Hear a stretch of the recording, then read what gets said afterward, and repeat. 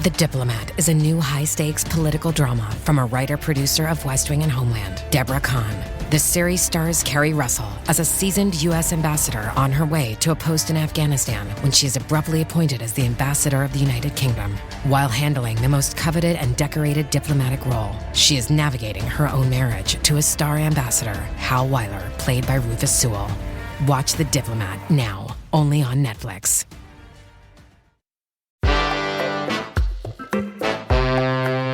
Today on CityCast Madison.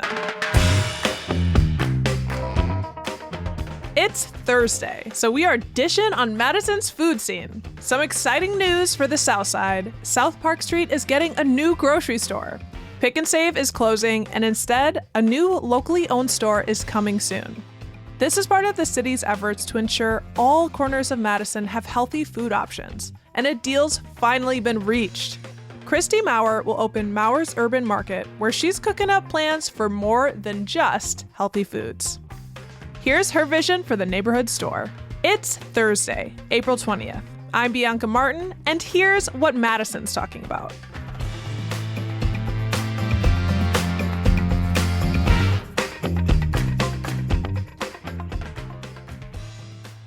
Hi, Kristie. Hello.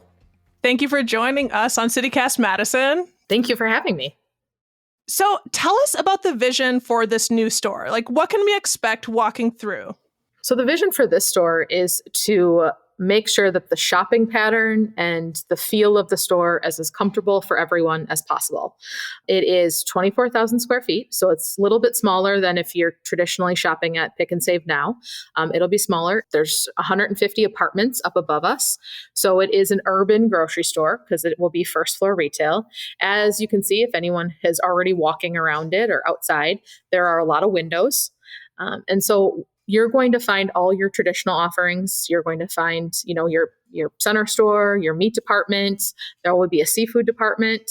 I'm hoping to have all sorts of prepared foods and some really fun, creative things that haven't been seen yet in the Madison market. There will probably be a coffee shop as well. So there are some new treats that are coming, things that I'm passionate about. I'm a foodie, and I love food, and I love people to be excited about food. And so I hope that this grocery store gets people excited about food. If they want to come in and get a cup of coffee and hang out outside, there's going to be an option for that as well. And really it goes to that whole vibe of neighborhood grocery store. I want people to feel free to be in that store as much as they want, whether that's daily or weekly. I think a lot of times we can watch our food dollars if we're coming to the grocery store more frequently, which is very urban-esque, right? Like if you are living, working, playing in an area that has a grocery store, you can visit it more frequently. And we also are going to have online shopping and home delivery for those that maybe can't get to us or need the convenience of online shopping, but we'll have that as well. That's huge. And I love food too, and I love getting excited about food.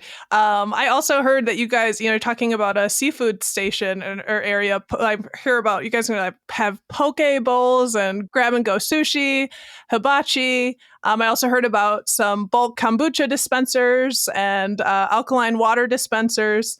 Those are some, great things to have, and also some. I think that would be pretty different than what you might find at Pick and Save.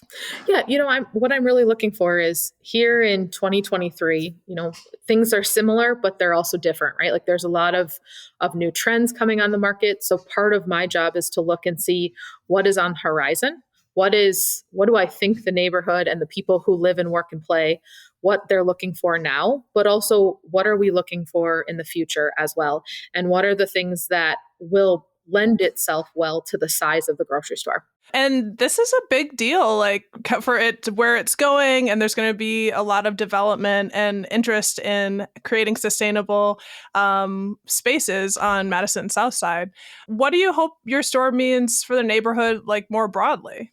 What I really hope is that this is the anchor or the grounding force. And part of my vision, and I think the vision of the developer as well, and for the city, is that this is a place where people can be around. And whether that's walking or biking or, taking a break from work. And there's a lot of people who work around there and not only just reside, but that this can be a community action point. And this can be a place where people can gather or see their friends. And that's what I think being a small independent grocer means, is that people feel comfortable in their space. If I'm doing my job right, then people feel comfortable and feel at home. I mean, we're a grocery store, so we're in the business of selling food and helping you with food. But food is love, right? Like, for at least it is for me. And while it can be very transactional, there's so much that comes with it: the socialization, the sense of community, all of those things that food brings. And the grocery store for me is just a vessel by which we can all talk about food. Absolutely. I'm wondering, in terms of choosing this location, the city had been looking for someone to run a grocery store here for years now, ever since Pick and Save announced their closing. Why do you think that there was that gap? Why did you decide that you want to make a spot here and have a feeling that you'll be successful? This is a focal point for the city, and making sure that the neighborhoods are well taken care of, and making sure that there is food access and it doesn't become a food desert. And I think that shows how the city has prioritized and feels that it's important. But COVID slowed things down quite a bit. This has been a project in the making for a long time. But one of the things that I think is important is it is a smaller space, which means that not everybody is wanting to take on a smaller footprint. And smaller footprints are what are important in an urban setting. I happen to feel that I can do a lot with a smaller space. And I think that it's about being creative and being open-minded and kind of challenging the past perceptions.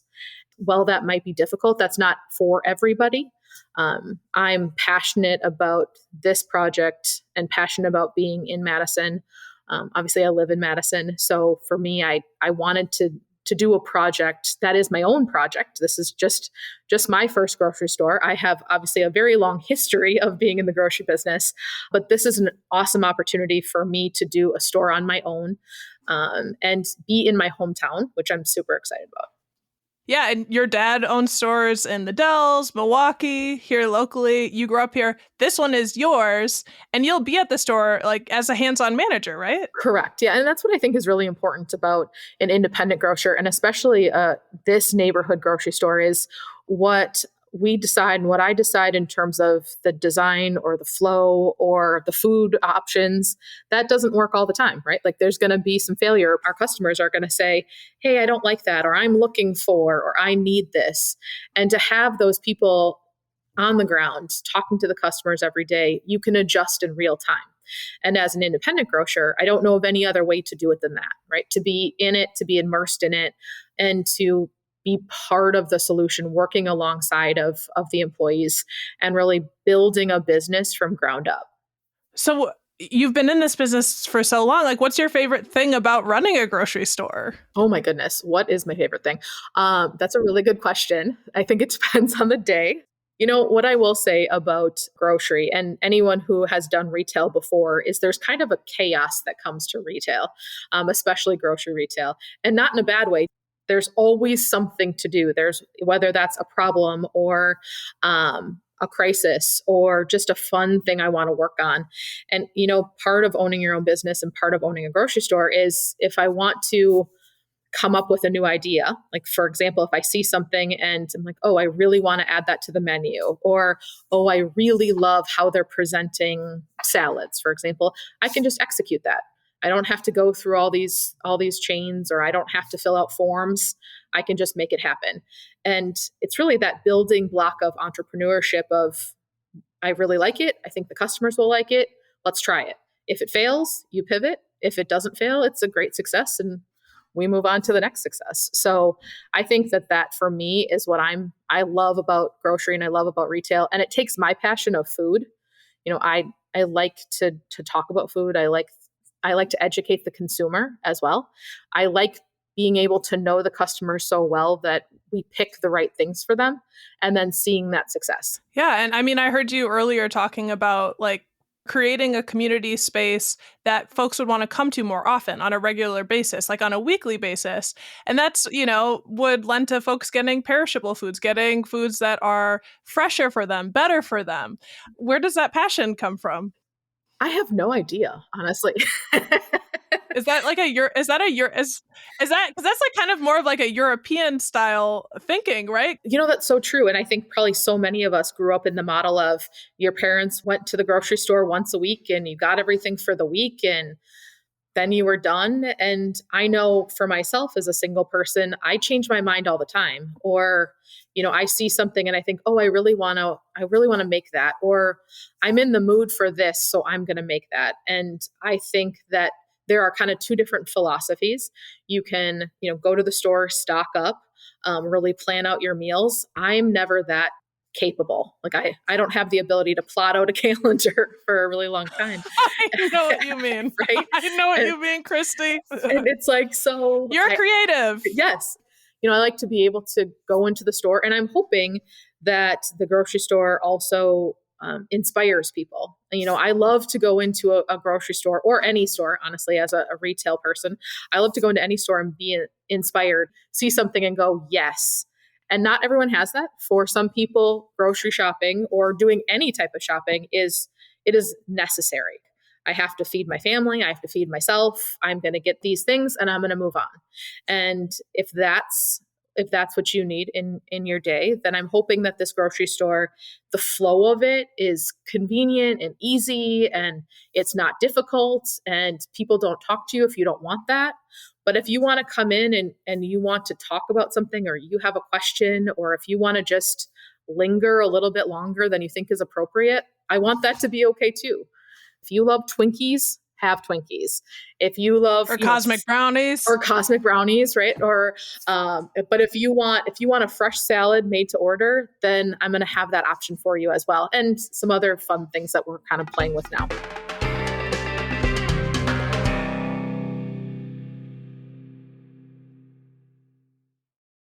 Is this sort of passion something you encounter with other people in the grocery industry? I call it grocery nerding. That's I feel like I'm a real grocery nerd, but no, what you're going to find when you talk to other grocers is we all have the same type of weird passion for grocery. Like my dad doesn't talk in terms of specific food combinations. If a customer has a question on cooking or baking or how to prepare something, he'll call me. So that's not his passion. Wait, you take people's questions about like what should I cook with this? I get that every day. What? Yeah. Where have I been? Yes, I get that all the time. I could be asking people in the grocery store, what should I cook with this? Absolutely. Yeah. No, I mean, you might get someone who doesn't know how to answer it, but for the most part, they're going to tell you that they don't know how to answer it. So yes, I get a lot of questions of people who, or I have the same customer who comes every couple of days. She comes in the store and she always asks me a question about whether it's fiber or whether it's, she wanted to make a soup recipe, but she wanted to use cream instead of water because she was using a package.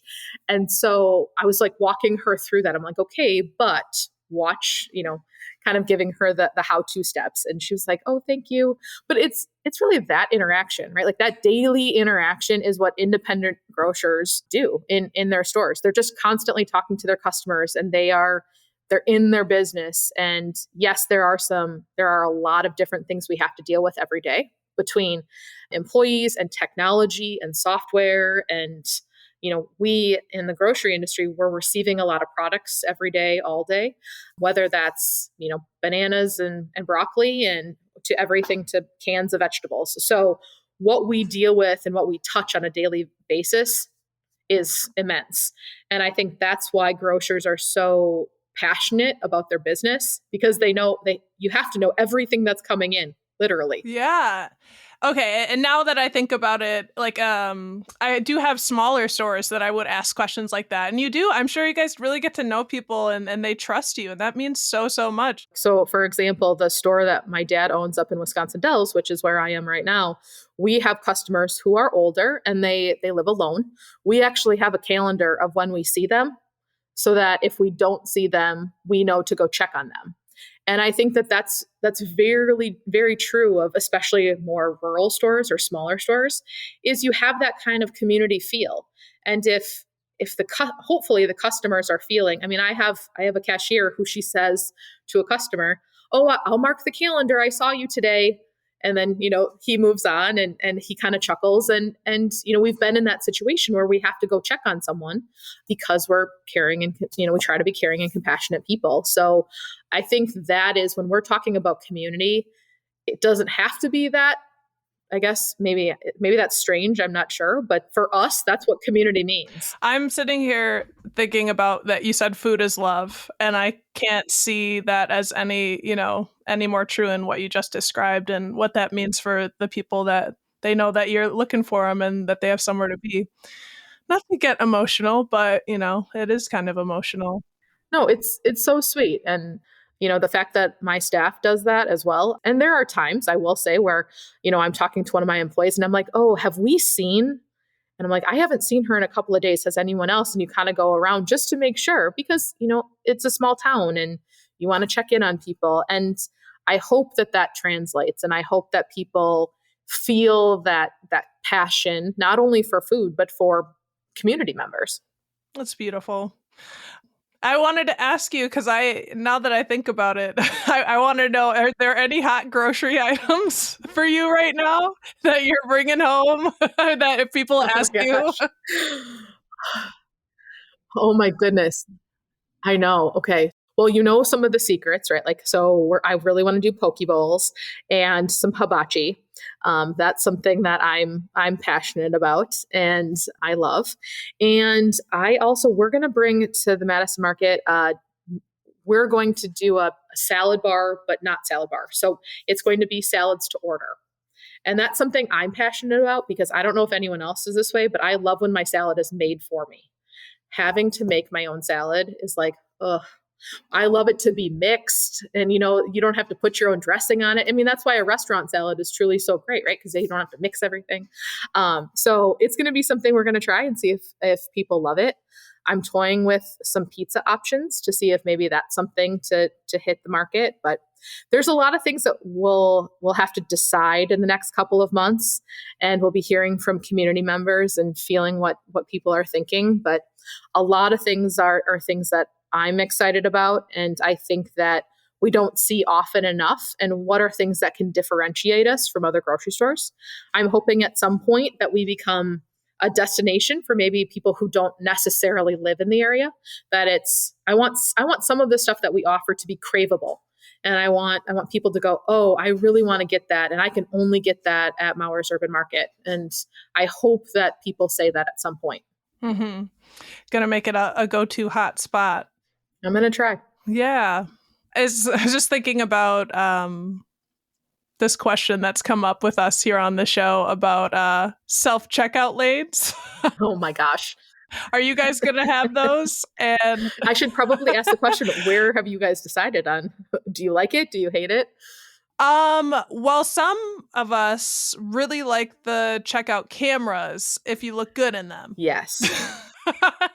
So if you're going to have them, we want the kind that make us set us in a flattering light. Have you been in the kind that don't? And then you're like, really, is that how I look? Yeah, it's like a mugshot. Am I that pale and I just didn't realize it? Yeah, no, there's an ongoing joke on the show that festival cameras, apparently you look very good in them. That's what Dylan said, our producer. And people wrote in and said, it's true. I'd be looking fly. Yeah. Is there something to it? I think there's definitely something to it. I don't know all the ins and outs of technology on it, but if there's a button where I can have some sort of filter for myself, I know I'm going to definitely invest in that technology. There's a button. So now we know what's happening. Yeah, there's got to be, right? Like, because it's not normal. Like when I'm at the grocery store shopping, it is rough. So it can't be that magical. Okay, well, so do you have any rules of the road, by the way, for yourself? Like, I'm picturing you grocery shopping at your own store, and like, is it like, don't go in hungry? Is it harder for you? Does it feel like work or easier? Because Yeah, owning it's terrible, right?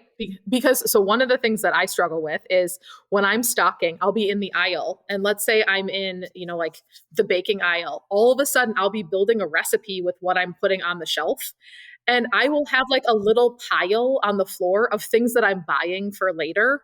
It's terrible. So all of a sudden I'm like, oh, I really need this kind of granulated sugar. And then all of a sudden, and I'll have my staff go, oh, what's this pile? Yes. We'll put it away. I'm like, no, that's my shopping order. It is a challenge. So yes, having a grocery store can be challenging. You try to buy your stuff before you leave, because once you're out, the general adage is like, once you're out, you don't want to come back because you never know how long you're going to be there. But yeah, it's a good problem to have. A good problem to have.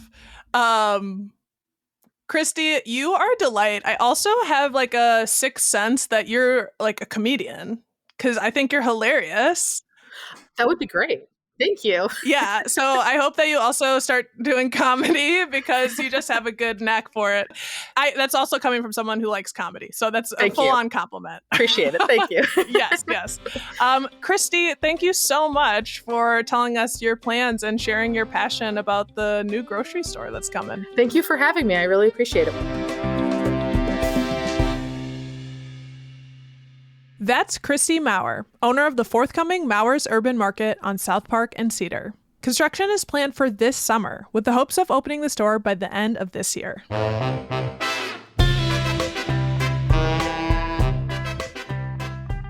And here's what else Madison's been talking about. The Dane County Jail. Looks like we have a deal. The county board's Black Caucus has long argued that the new jail renovation should be slimmed down, but they've been at loggerheads with the sheriff and county exec, who vetoed the board's plan. A vote is scheduled for tonight, Thursday the 20th, and the Black Caucus is now saying they'll vote for more money for the jail. They want the work release program transferred to another county department and to cancel our contract with the feds to hold federal inmates in our jail. Listen to our interview from Tuesday for the deets. This thing might actually happen. And an update on abortion access. The abortion drug mifepristone will continue to be available at least until Friday. The Supreme Court is still debating. On a different note, Record Store Day, baby! Saturday, April 22nd is not just Earth Day, it's also the wonderful celebration of our analog friend, the record. We love vinyl in this town and have more than a few great shops to check out. I saw one say on their website that they've ordered a deep number of Taylor Swift's Folklore, the Long Pond Studio Sessions vinyl, which obviously is very hot right now. And if I said it wasn't, would I be the anti-hero? We'll share a link in our show notes on the different offerings and festivities. Plus, also on Saturday, you can check out what will be the first in a series of vintage markets to be held at North Street. It's in the shop that houses Bloom Bake Shop in Eakin Park. There'll be wood crafts, household items, vintage clothing, and more. We'll toss you a link. That's all for today here on CityCast Madison. I'm Bianca Martin. If you enjoyed the show, why not tell someone who squeezes avocados in the produce section to subscribe to our pod? We'll be back tomorrow morning with more stories from around the city. Ciao.